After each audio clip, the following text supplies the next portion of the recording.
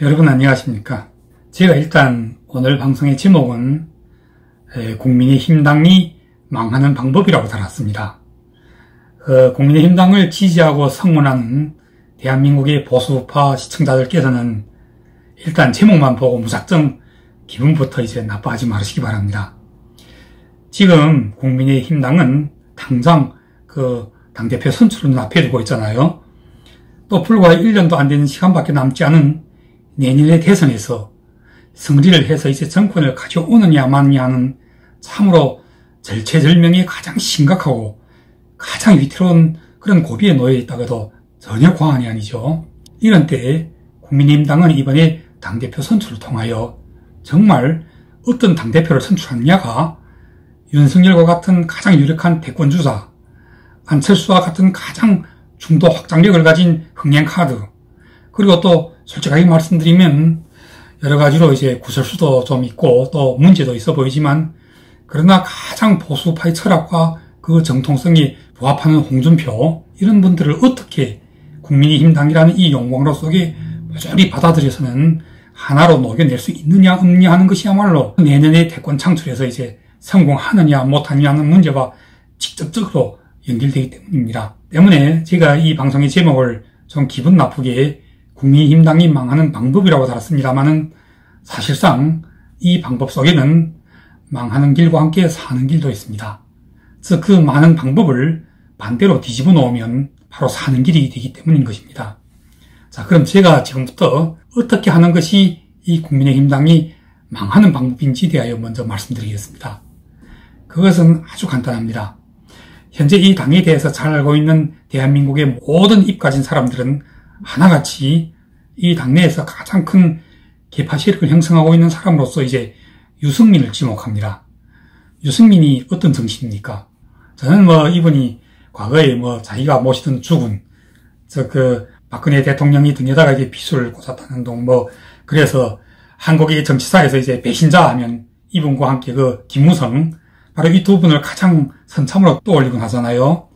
그런데 그런 세간의 비난을 가지고 그것이 옳거니 틀리거니 하고 여기서는 시시비비를 따질 상황은 못 되고, 다만 현재로서는 김무성보다는 이 유승민에게 더 주목하는 이유가 있습니다.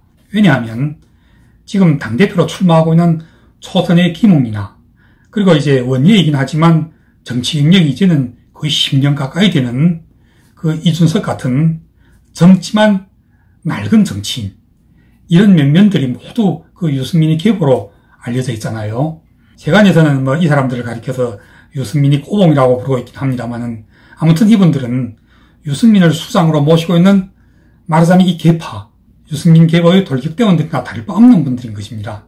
특히 요즘 보십시오. 김웅, 하태경 이런 사람들이 이제 홍준표를 향하여 내뿜고 있는 막말 독설들은 결코 이념과 정책, 계획의 방향을 둘러싼 무슨 대립과도 같은 그런 형태와는 거리가 아주 멀잖아요. 이 과정에서 이들 계파의 우두머리인, 이 우두머리란 표현이 좀 그렇군요. 이 계파의 수장인 유승민이 지금 보여주고 있는 행태를 보십시오.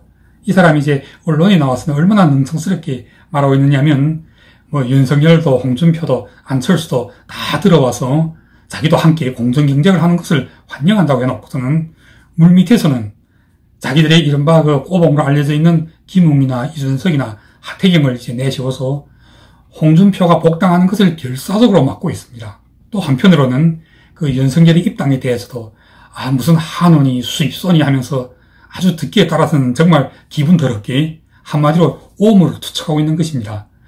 무슨 뜻일까요? 윤석열 내가 알아서 들어오지 말고 멀리 사라져버리자는 소리가 아니면 뭐겠습니까?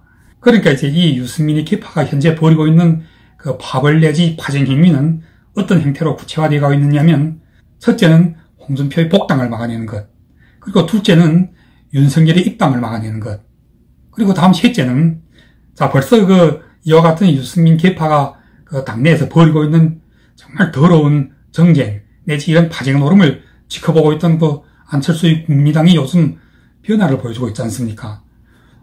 이것들 하는 꼬라선을 보니까 무슨 놈이 합당이고 통합이고 다 물 건너가게 생겼잖아요. 그러니 저것들 쳐다보면서 멍청하니 아닌 게 아니라 손가락만 빨면서 세우라 내어라고 기다리고 있을 수는 없는 거예요. 나중엔 정말 이 유승민의 무리들이 저 당을 완전히 장악하여서 이제 사유화하고 나면 그때 가서는 죽도 밥도 안 되게 생겼다고 생각하지 않겠어요? 그러니까 이제 벌써 요즘 보니까 그 안철수의 국민의당은 전국적인 범위에서 이제 지휘위원장을 공모하기 시작했더군요. 자, 이것이 무엇을 시사합니까? 과거에 유승민 본인이 바로 친박이니 뭐니 하는 이런 계파정치의 가장 큰 피해자의 한 사람이었잖아요. 계파정치, 좋다 이거예요. 이분들의 말씀대로 자기들은 정책과 철학적인 그런 사상 마인드를 함께 공유하기 때문에 이제 계파를 형성했다고 한다면 그 정책과 철학이 내포하고 있는 이념으로 당도 살리고 나라도 살리는 길로 나아가는 것이 정도지. 그러니까 이제 당을 살리고 나라를 살리자면 이 계파 자체가 특정 정치인 또는 특정 계파 수장을 중심으로 형성되는 자기들의 그 특정 기득권을 유지하기 위해서 그 기득권이 방패막으로 활용해서는 절대로 안 되는 것입니다. 자, 다시 돌아가.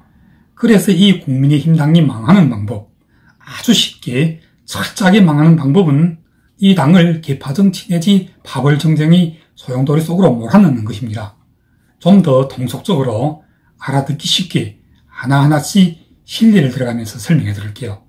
이 국민의힘 당이 김종인 그 비상대책위 체제하에서 4.7 재보궐선거를 칠 때 가장 앞장에서 전체 보수 야권의 대통합을 외쳐왔던 사람이 바로 안철수라는 것은 세상이 다 잘 아는 일이잖아요. 그런데 이 보수 야권의 대통합에 항상 재를 뿌렸던 사람은 다름 아닌 바로 김종인이었잖아요. 결과는 어찌 되었습니까? 만약 안철수가 아닌 다른 사람이었다면 통합이고 나발이고 진작 판을 뒤집어 버렸을 거예요. 그런데 안철수는 그렇게 하지 않았죠. 끝까지 그 자신이 살신성인하는 방법으로 이제 보수 통합, 야권 단일화를 이뤄냈고 승리를 했잖아요. 그런데 이 김종인은 승리를 하고 난 뒤에 어떻게 하고 있습니까? 마치도 그 북한의 김정일이 죽을 때 이제 유언을 남긴 것처럼 김종인은 이제 국민의당을 떠나면서 안철수를 조심하라. 안철수가 국민의힘 당을 이용하려 한다는 거예요. 그러니까 이제 사실상 절대 안철수와 통합 같은 것을 하지 말라는 그런 그 지시를 자기 그 무리들한테 남겨놓지 않았습니까? 그런데 이 김종인에게도 무리가 있는가요? 있죠. 바로 그 유승민의 계파들, 그 김웅이나 김병민이나 그리고 또 김근식이나 이준석이나 이러한 사람들이 모두 그 김종인을 붙잡고 있는 그런 군상들이 아니고 뭔가요? 왜 이런 현상이 발생하고 있는 것일까요? 그것은 아주 간단합니다. 여러분들은 인터넷상에서 계파의 본질은 무엇인가 하고 한번 검색해 보십시오. 이에 대한 대답으로 가장 많이 떠오르는 단어가 배신입니다. 어제는 유승민을 붙잡다가 오늘은 또 김종인에게 매달리고 내일은 또 다른 누구에 가서 줄을 서야 하는 것이 바로 이 계파 정치에 빠져버린 사람들이 보여주고 있는 가장 대표적인 행태인 것입니다. 그리고 그 배신의 적나라함을 가장 잘 보여주고 있는 사람이 누굴까요? 바로 어제는 안철수를 붙잡다가 지금은 또 김종인에게 들러붙어서 거꾸로 이제 옛주의나 다를 바 없는 안철수를 누구보다도 가장 많이 헐뜯으면서 괴롭히고 있는 사람이 김근식이나 장진영 같은 사람들이 아니고 뭡니까? 대학 교수의, 변호사의 이런 분들이 왜 이렇게나 그냥 배신한 것도 부끄러운 일인데 그런 부끄러움 같은 것은 오늘만치도 찾아볼 수 없이 오히려 다른 누구보다도 더 쉴 새 없이 옛주인이었던 안철수를 공격하고 있는 것일까요? 바로 계파 정치의 본질이 배신인 것처럼 배신자가 이 계파에서 또 다른 계파로 옮겨갔을 때에는 그 계파의 눈에는 여전히 언제든지 또 자기들을 배신할 수 있을 것이라는, 말하자면 그 배신자의 정체성을 한번 뒤집어 쓰게 되면 그것을 벗기가 정말 어렵습니다. 그래서 옛 주인을 버리고 새로운 주인을 찾았을 때는 그 새로운 주인에게 더 잘 보이기 위하여 더 누구보다도 먼저 옛 주인을 헐뜯지 않으면 안 되는 것입니다. 때문에 이 배신한다는 것도 사실 그렇게 쉬운 일은 아닙니다. 유승민처럼 박근혜를 배신할 때는 그냥 배신하는 것이 아니라 아주 비수를 박아서 반쯤 죽여버리고 감방에까지 쳐넣는 그런 배신도 있을 수 있고, 또 그 김근식이나 이런 배신자들처럼 비수를 박을 담량은 없고 종종 옛주인의 바짓가랑이를 물어뜯는 그런 수준으로 배신하는 그런 경우도 있을 수 있는데, 전자인 유승민의 배신은 어쩌면 소신과 반역이라는, 아니 어쩌면 파괴와 창조라는 그런 큰 명분으로 자신들의 행위를 포장하고 변명할 수 있지만, 김근식이나 장진영이나 또는 이준석 같은 이런 경우는 다르죠. 이 사람들은 아주 사소한 것을 가지고 사사건건 찌르고 핥히고 물어뜯고 이럽니다. 예를 들면 보십시오. 이번에 그 국민의힘 당의 당대표 경선에 출마하는 그 이준석은 항상 안철수를 헐뜯는데 기회 있을 때마다 헐뜯고 시도 때도 없이 헐뜯고 끝없이 헐뜯고 있습니다. 그렇게 헐뜯는 방법으로 안철수의 이름을 빌어서 자기 이름을 세상에 알리고 자기 몸집을 조금이나마 키워가려고 하는 그런 의중은 더 충분하게 이해되는데, 아주 대놓고 자기절로 자기는 안철수와 악연이 있다는 둥, 또 안철수가 자기를 공천 짜려고 했다는 둥, 이런 말도 가감없이 다 드러내놓고 자신의 그 스토킹식의 핥히는 행위를 정당화하려고 합니다. 한마디로 너무 시시하다 못해 그냥 소인배 이상도 이하도 아니라고 봐야 하지 않겠습니까? 그런데 그럼에도 불구하고 국민의힘당 당대표 경선에서 이렇게 전혀 소인배나 다름없는, 한마디로 차타가 공인하는 유승민 계파의 돌격대장, 즉 유승민의 꼬봉인 이 이준석이 여론조사에서 당대표 지지율 1, 2로 치고 올라갔다는 것은 물론 이에 대한 해석들이 분분합니다. 거의 매일같이 이제 방송에 나간 사람이라 인지도가 높아서라느니, 또는 정치에 입문한 지는 아주 오래됐지만 새파랗게 이제 젊기 때문이라느니, 이런 해석들은 다 제쳐두고 일단 몇 가지 이제 짚고 넘어가야 할 문제는 있습니다. 첫째는 지난 10여 년 동안 이준석은 노원구에서 국회의원 경선을 3번이나 떨어졌습니다. 아마 이 당이 유승민 계파가 좌우하는 한은 계속 이제 노원구 한 지역에서 아마 4번, 5번까지도 이준석은 출마할 수 있을 거예요. 그런데 이는 도리상에서 공천 원칙이 어긋나죠. 벌써 한 지역에서 이제 2번, 3번 이렇게 낙선하고 나면 당신은 아니다, 이런 판결을 받은 것이라고 봐야 하지 않겠습니까? 둘째는 이 친구는 오로지 그 방송에서 그 찬란한 말빨과 그 능수능란한 대답으로 지명도를 쌓은 것일 뿐, 어떤 뚜렷한 사상, 철학, 이념, 나아가 보수파의 확실한 정체성을 보여준 것이 하나도 없습니다. 사실상 그런 정체성에 대해서 기대조차 할 수 없는 것은, 오늘날 그 좌파 정권 하에서 보수파의 그 유명한 논객들은 모두 그 방송사들에서 이제 퇴출당했잖아요. 그 유명한 고성국이나 황태순이나 이러한 분들이 어디 한 분이나 방송사들에서 이제 패널로 나오는 것을 보신 적이 있습니까? 그런데 이제 이 이준석 같은 사람은 좌파 언론이 가장 좋아하고 가장 많이 이제 패널로 초빙하는, 말하자면 가장 환영받는 사람이죠. 왜 서이겠습니까? 간단하죠. 가장 만만하고 가장 자기들이 구미에 맞는 패널이니까요. 자, 이것이 이 이준석이라는 이 젊은 정치인이 국민의힘당 당대표 여론조사에서 1, 2까지 쉽게 치고 올라올 수 있는 원인입니다. 그러니 자, 이제부터 이 국민의힘당이 망하는 방법을 제가 말씀드리겠습니다. 국민의힘 이 당이 과연 대한민국의 정통 보수파 국민들의 이익을 대표하는 그런 정당이 맞습니까? 이미 김종인에 의해서 굉장하게 많이 좌클릭되어 있지 않습니까? 이들은 태극기 보수파 국민들에 대해서 아주 전염병 환자 대하듯이 그 누구라도 만약 태극기 보수파에 대하여 조금이라도 유화적인 태도를 보이면 곧바로 공격을 개시합니다. 김종인이 덕분에 우리가 겨우 태극기 보수파와 손들했고 지금 한창 굉장하게 많이 중도화되었다고 자랑하잖아요. 그래서 이 보수파 국민들 속에는 이 국민의힘 당을 미워하고 있는 사람들도 적지 않다는 것을 제가 알고 있습니다. 그래서 하는 말인데, 자, 국민의힘 당이 망하기를 바라는 분들은 지금부터 제 말씀을 명심해 주십시오.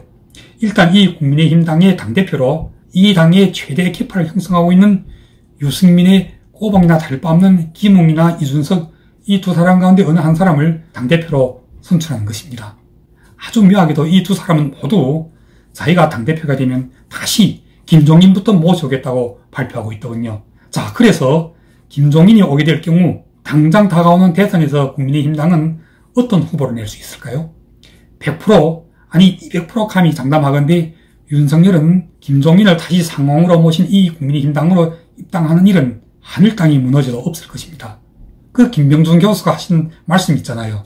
돈까지 받아먹고 감옥까지 갔던 그 부패 경력자인 김종인이 손을 잡는 순간 평생 뼛속까지 간골검사로 사차는 윤석열의 이미지는 그냥 일락천장하여 하루아침에 나락으로 떨어져 버리게 될 것입니다.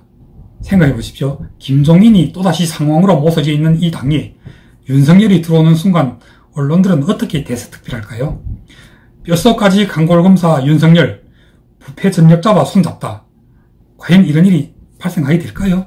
저는 김웅이나 이준석이 당대표가 되고 유승민의 그 계파 무리들이 당의 요직들을 모조리 다 차지하고, 그리고 김종인이 다시 상황으로 모셔져와 수렴 청정하거나 아니면 아주 대놓고 대선 캠프의 상임위원장으로 이제 군림한다면 윤석열이 결코 이 당으로 들어올 일도 없거니와 이 당의 대선 경선은 아마도 유승민과 원희룡 또는 거기다가 황교안, 김태호까지 합쳐서 고작 이러한 몇 분이 경선을 치르게 될 것입니다.